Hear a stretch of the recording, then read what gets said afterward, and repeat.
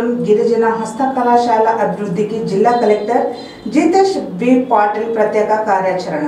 గుల్లకారి foundation వ్యవస్థాపకురాలు Sushmita కన్నేరి జిల్లా పర్యటనలో బాంబో unit పరిశీలన అభివృద్ధికి మార్గదర్శకంపై చర్చ.